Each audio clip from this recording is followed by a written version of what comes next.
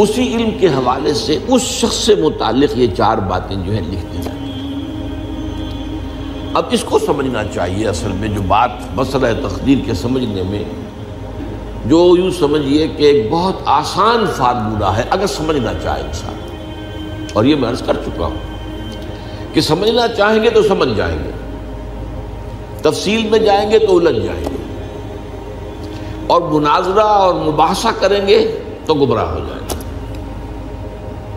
چنانچہ اسی پر میں حدیث آپ کو سنا چکا ہوں کہ ایک مرتبہ حضرت ابو ہریرہ فرماتے ہیں کہ حضور صلی اللہ علیہ وسلم برآمد ہوئے اپنے حجرے سے، اور ہم مسجد کے گوشے میں بیٹھے ہوئے تقدیر کے بارے میں بحث کر رہے تھے، تو آپ شدید ناراض ہوئے، اور اس قدر آپ کا چہرہ مبارک غصے کی وجہ سے سرخ ہو گیا کہ ایسے محسوس ہوا جیسا آپ کے گالوں میں انار کا رس جو ہے وہ ڈال دیا گیا ہے، وہ اس کے اوپر بہا دیا گیا، وہ سرخ قندھاری انار، اس کا تصور کیجئے، وہ عام انار نہیں جس کے اندر وہ رنگ نہیں ہوتا۔ پھر آپ نے فرمایا غصے سے، کیا تمہیں اس بات کا حکم دیا گیا؟ کیا مجھے تمہاری طرف اسی کام کے لیے بھیجا گیا کہ اس مسئلے میں تم بحث کرو؟ عزمت علیکم میں تاکید کر رہا ہوں اس مسئلے میں بحث سے گریز کرو، بحث مت کرو۔ تو یہ مسئلہ اگرچہ اس اعتبار سے بڑا مشکل ہے، اگرچہ سمجھنا چاہیں تو سمجھ سکتے ہیں، لیکن میں ایک اور حدیث بھی آپ کو سنا دوں کہ اس پر ایمان کس قدر لازم ہے۔ یہ ایک تابعی ہے حضرت ابن دالمی رحمۃ اللہ علیہ، وہ فرماتے ہیں، طویل حدیث ہے، میں اس کا خلاصہ بیان کر رہا ہوں، کہ میرے دل میں تقدیر کے بارے میں کچھ وسوسے پیدا ہوئے، تو میں نے جو بھی کبار صحابہ اس وقت زندہ تھے، بقید حیات تھے، ان سب سے ملاقات کی۔ ابی ابن کعب رضی اللہ تعالیٰ عنہ، جن کے بارے میں حضور نے فرمایا ہے کہ اقرأہم ابی ابن کعب، میرے صحابہ میں قرآن کا سب سے بڑا عالم ابی ابن کعب۔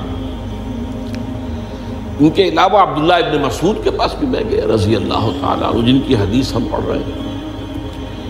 حذیفہ بن یمان کے پاس میں گیا رضی اللہ تعالیٰ عنہ۔ ان سب نے ایک بات یہ کہی کہ دیکھو، ایک بات تو یہ جان لو کہ اللہ تعالیٰ کی قدرت سب شے پر حاوی ہے۔ اللہ تعالیٰ اگر لو ان اللہ عذب اہل سماواتہ واہل ارضہ عذبہم وہو غیر ظالم لہم، اللہ اگر تمام آسمان والوں کو اور تمام زمین والوں کو عذاب دے تو اسے عذاب دینے کا حق حاصل ہے، وہ عذاب دے سکتا ہے بغیر اس کے کہ ہم کہیں کہ وہ ظالم ہے۔ تمام زمین والے اور تمام آسمان والوں میں تو نیکوکار بھی آ گئے۔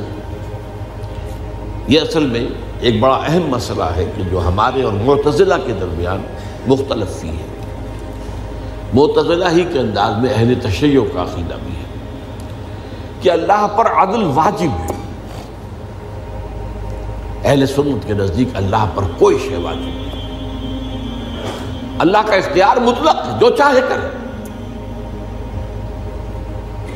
چنانچہ وہ ظالم کو معاف کر سکتا ہے جب چاہے، اور وہ کسی اچھے آدمی کو عذاب دے سکتا ہے جب چاہے۔ یغفر لمن یشاء ویعذب من یشاء واللہ علی کل شیء قدیر۔ یہ سورہ بقرہ کی آخری آیت میں ہے کہ آیات میں سے ہے، لاسٹ بٹ 3 آیت میں۔ تو اس اعتبار سے اللہ کا ایک تو اختیار مطلق ہے۔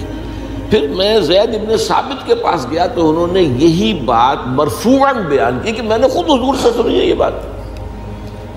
باقی 3 صحابہ کے بارے میں تو وہ کہتے ہیں کہ انہوں نے گویا کہ اپنی رائے کا اظہار کیا، اور اگر اللہ تعالیٰ چاہے لو رحمہم، تمام آسمان والوں اور تمام زمین والوں کو بخش دے اور رحم کرے، لکانت رحمتہ خیرا لہم من اعمالہم، تو اس کی رحمت جو ہے وہ یقیناً لوگوں کے اعمال سے بہت بالا ہے، بلند و برتر ہے، تو جو چاہے کرے۔ وہ ابو جہل کو بخش دے، کون اعتراض کر سکے گا؟ اور وہ کسی سے بڑے شخص کو جو ہے وہ عذاب دے، کون اعتراض کر سکتا ہے؟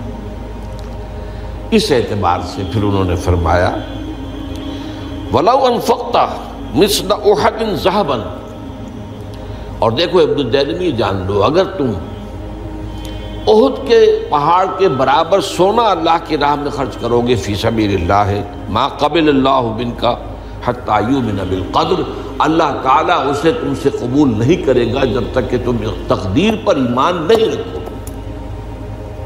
اور اس کے بعد فرمایا اعلم، جان لو، انما اصابک لم یکن لیخطئک، جو چیز تم پر واقع ہوتی ہے، کوئی تکلیف آتی ہے، کوئی حادثہ پیش آتا ہے، وہ تم سے ٹلنے والا تھا ہی نہیں۔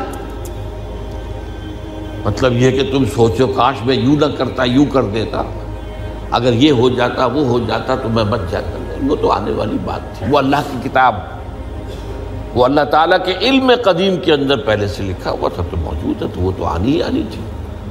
وَأَنَّمَا أَخْطَأَكَ لَمْ يَكُنْ لِيُصِيبَكَ، اور جو چیز کہ تم سے چھوٹ گئی، جاتی رہی، تمہارے ہاتھ سے نکل گئی، ممکن ہی نہیں تھا کہ وہ تمہیں ملتی، وہ اللہ تعالیٰ کا وہ جو علم قدیم ہے اس کے اندر پہلے سے طے ہے۔ وَلَوْ مِتَّ عَلَىٰ غَيْرِ هَذَا لَدَخَلْتَ النَّارَ، اگر دیکھو تم غور سے سن لو، اگر اس عقیدے کے سوا کسی اور پر تمہاری موت واقع ہوئی تو جہنم میں داخل ہو جاؤ۔ تو یہ اس ایمان بالقدر کی اہمیت کا معاملہ۔ اب اس کے لیے جو میں کہہ رہا تھا کہ ایک فارمولہ جو سمجھ میں آ سکتا ہے وہ یہ ہے، انگریزی کی جو اصطلاحات کے حوالے سے پہلے میں واضح کروں گا وہ ذرا زیادہ واضح ہے۔ ایک ہے پری نالج، کسی چیز کا علم پہلے سے ہونا، ایک ہے پری ڈیسٹینیشن،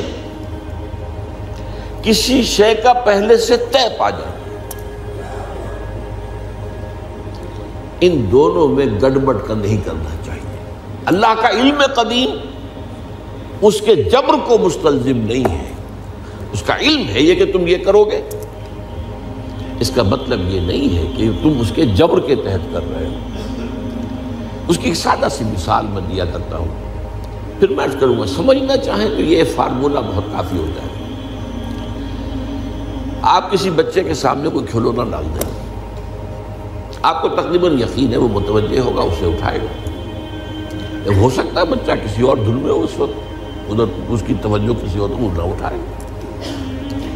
اگر وہ اٹھا لیتا ہے تو آپ کے مجبور کرنے سے تو اس نے نہیں اٹھایا، اس نے تو اٹھایا ہے اپنے انسٹنکٹ کے تحت کہہ لیں، اپنے ارادے کے تحت کہہ لیں، آپ مجبور تو آپ نے کی۔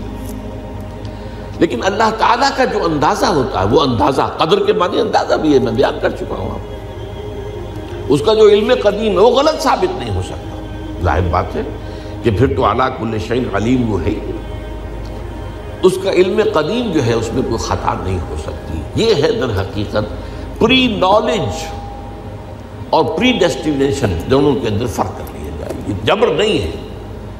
ہاں اللہ تعالیٰ کا علم ہے، اس علم کے مطابق چیز جو ہے وہ لکھتی گئی ہے، وہ تو ہو کر رہی ہے، ہوتی تو ہے، لیکن اس کے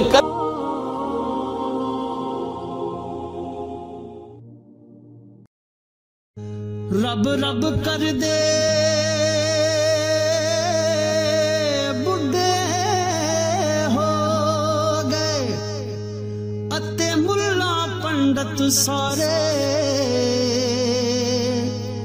رب دا کھوج کھرا نہ لبا اتے نہ کیتے بئی